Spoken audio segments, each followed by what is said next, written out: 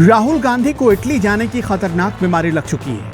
वो हर बार पार्टी को मझधार में छोड़कर इटली निकल जाते हैं। एक बार फिर राहुल इटली प्रवास को प्रस्थान कर चुके हैं, लेकिन इस बार उनका वहां जाना बहुत सुर्खियां बटोर रहा है, क्योंकि राहुल जिस दिन इटली गए उसके ठीक एक दिन बाद ही पार्टी 136वां स्थापना दिवस मनाने वाली थी। जिस वक्त राहुल को एक सशक्त विरोधी की भूमिका निभानी चाहिए, वो चले गए। देश में किसान आंदोलन चल रहा है। राहुल बार बार किसानों के समर्थन की बात करते हैं, लेकिन जब वाकई में समर्थन की जरूरत पड़ी तो राहुल गांधी इटली में। सरकार इस आंदोलन की वजह से बैकफुट पर है। ऐसे में राहुल की जिम्मेदारी थी कि वो किसानों के साथ रहे।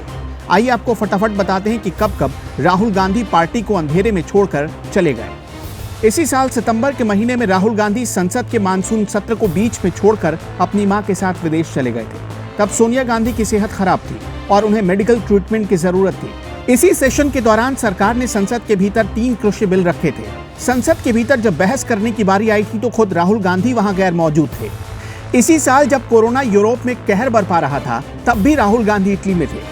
कहा जाता है कि राहुल गांधी अपनी नानी से बहुत प्यार करते हैं और हर बार उनसे ही मिलने इटली चले जाते हैं। इस बार राहुल की पार्टी ने बताया कि निजी काम से वो इटली के दौरे पर गए। हालांकि कयास लगाए जा रहे हैं कि राहुल अपनी नानी से मिलने इटली गए।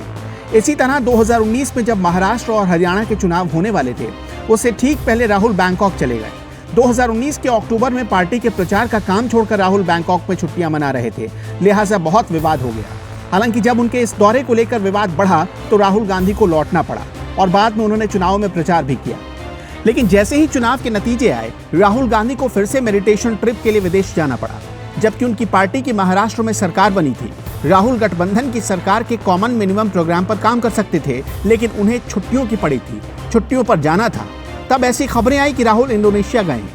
2019 के शीतकालीन सत्र के दौरान देश के गृह मंत्री अमित शाह ने एक हैरान करने वाला आंकड़ा रखा था। अमित शाह ने संसद में बताया था कि राहुल गांधी ने साल 2015 से लेकर 2019 के दिसंबर तक, यानी सिर्फ 4 सालों के भीतर कम से कम 247 विदेश यात्राएं की। उस वक्त संसद के भीतर एसपीजी बिल पर चर्चा हो रही थी।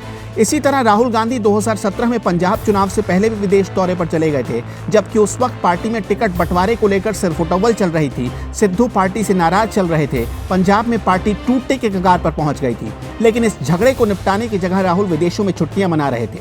कुछ मीडिया रिपोर्ट्स में तब बताया गया कि राहुल न्यू ईयर मनाने विदेश गए थे।